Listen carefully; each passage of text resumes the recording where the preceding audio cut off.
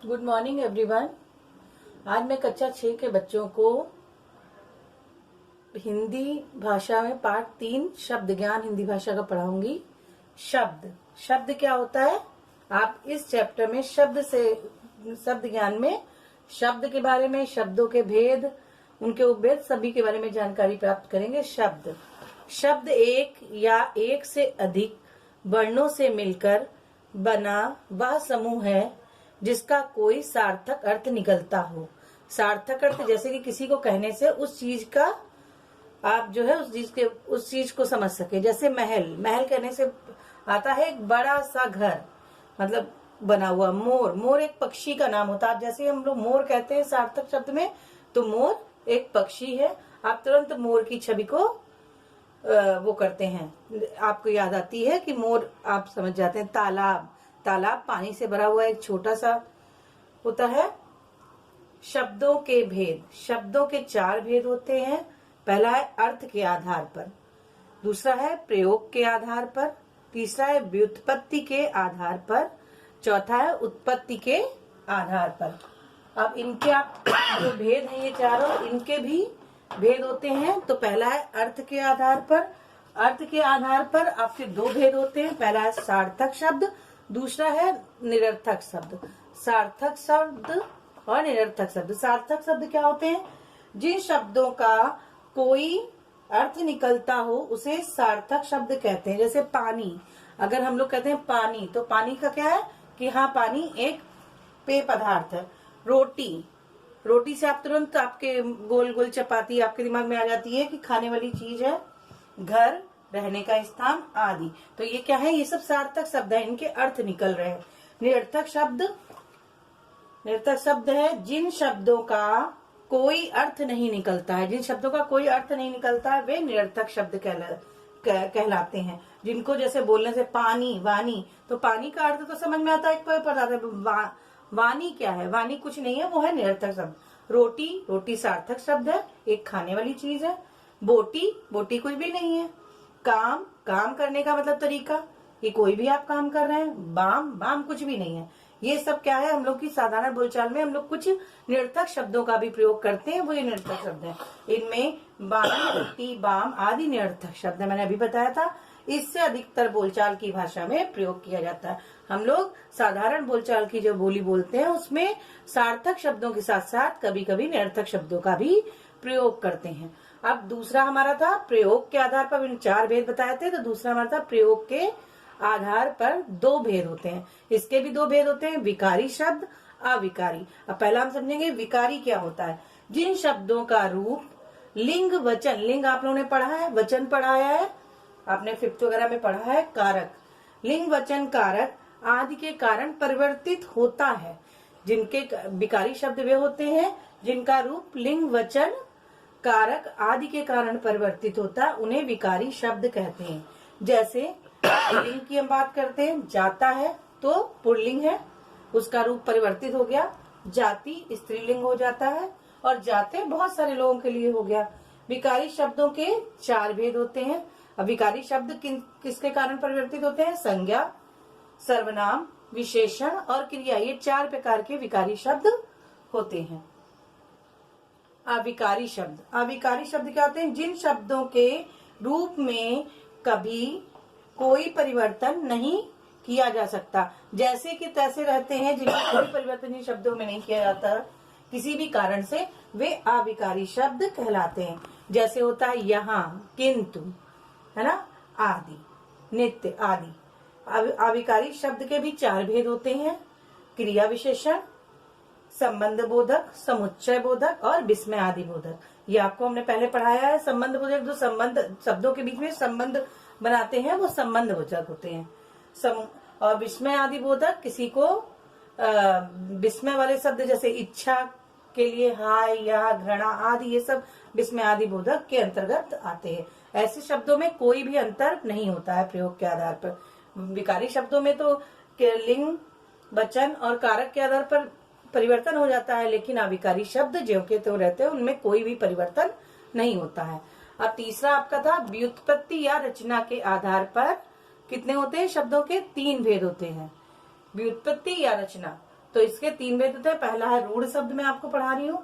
रूढ़ शब्द वे शब्द होते हैं जिनके खंड निरर्थक होते हैं। अगर खंड कर दिया जाए तो खंड मतलब तोड़ देना, तो वो होता है निरर्थक हो जाएंगे। जैसे शब्द आपका रूढ़ शब्द अगर हम प्रयोग करते हैं कल, तो कल को अगर का प्लस ला कर दें, का और ला को अलग अलग लिख दें तो कोई अर्थ नहीं बढ़ता है, वो निरर्थक शब्द हो जाएगा।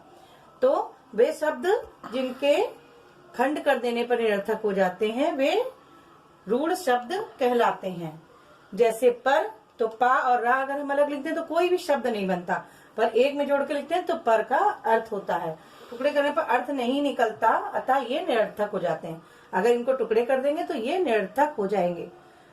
दूसरा है यौगिक शब्द। यौगिक शब्द क्या होते हैं? यौगिक शब्द वे शब्द होते हैं जिनके खंड सार्थक होते हैं। मतलब दो, अगर एक शब्द के 2 टुकड़े कर दें तो वो दोनों ही शब्द सार्थक होते हैं, तो ऐसे शब्द यौगिक शब्द कहलाते हैं। जैसे हम कहें देवालय, तो देव प्लस आलय, अगर देव को अलग लिख दें और आलय को अलग दे दें, दोनों का अर्थ निकल रहा है। देव मतलब भगवान और आलय मतलब घर, मतलब भगवान के रहने का स्थान जो है वो देवालय है।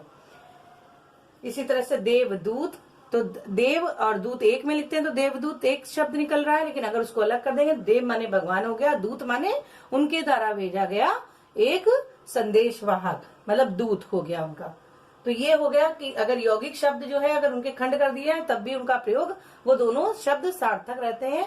रूढ़ शब्द में ऐसा नहीं होता है। रूढ़ शब्द क्या होते हैं? अगर हम उनके खंड कर देते हैं तो वो निरर्थक हो जाते हैं। योग रूढ़ शब्द।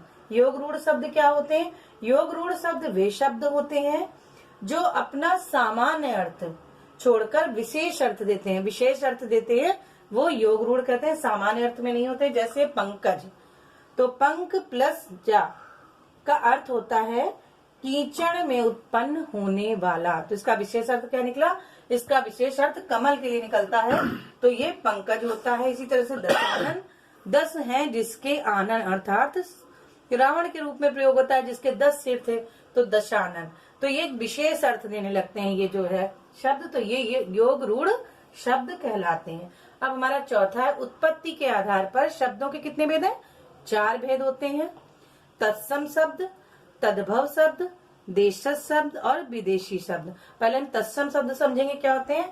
तत्सम शब्द संस्कृत के वे शब्द हैं जिनका उपयोग अपने मूल रूप में ही होता है। आदिकाल से संस्कृत भाषा प्रचलित है और जो है संस्कृत शब्द वे होते हैं जो जैसे कि तैसे हिंदी में प्रयोग किए जाते हैं, हमारा मूल रूप में प्रयोग कर दिए जाते हैं, वो संस्कृत शब्दों को ही हम तत्सम शब्द कहते हैं। जैसे पुष्प, अगर हिंदी में कहें तो फूल और संस्कृत में कहें तो पुष्प, चंद्र, सूर्य, निद्रा, पत्र, ड्रेस आदि। तो ये सब क्या है हमारे संस्कृत में। अगर हम सूर्य को सूरज कह देंगे तो वो हिंदी शब्द बन जाएगा, और अगर हमारी हिंदी की किताब में सूर्य लिखा है तो मतलब वो तत्सम शब्द है, वो संस्कृत का ही शब्द ज्यों का त्यों प्रयोग कर दिया गया है। दूसरा है तद्भव शब्द। तद्भव शब्द क्या होते हैं लिख लीजिए। संस्कृत के जो शब्द परिवर्तित रूप होकर हिंदी में समाहित हो गए हैं। संस्कृत के कुछ शब्द ऐसे हैं जो परिवर्तित या उनका वो बदलकर, मतलब उनका अर्थ निकलकर हिंदी के रूप में हिंदी में समाहित हुए, उन्हें तद्भव शब्द कहते हैं। जैसे सर्प, सर्प माने सांप, तो सर्प है संस्कृत का शब्द, अगर सर्प लिखा है तो तत्सम हुआ वो, और सांप है तो तद्भव हो गया, मतलब उसकी हिंदी को तद्भव कहते हैं। देशज शब्द। देशज शब्द हिंदी भाषा के वो शब्द देशज कहलाते हैं जिनका जन्म किसी भारतीय भाषा या बोली से हुआ है। जो हमारे देश में प्रचलित भाषाएं हैं उनसे किसी का अगर कोई शब्द बना है तो वो देशज शब्द कहलाता है।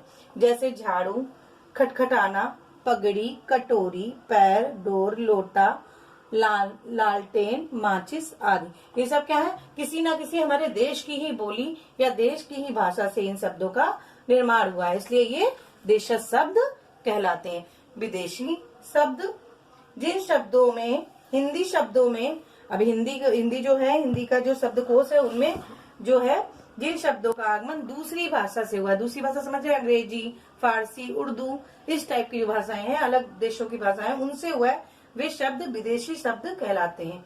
इन शब्दों का आगमन अंग्रेजी, फारसी, अरबी, तुर्की आदि भाषाओं से हुआ है।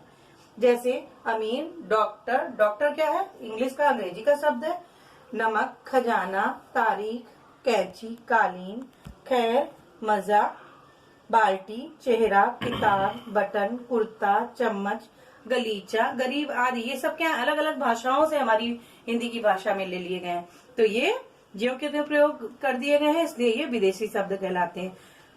कि आपको ये पाठ समझ में आ गया होगा। मैं इसका पीडीएफ आपको दे दूंगी जिससे कि आप इसको रीड करिएगा, और पीडीएफ में तत्सम तत्वों का भी कुछ दूंगी जो आपको लर्न करना होगा। तो आगे की मैं पीडीएफ भेजूंगी, वो आप लोग याद करिएगा और इसको पढ़िएगा, जिससे समझ में आ जाए, याद कर लीजिएगा इसको। धन्यवाद।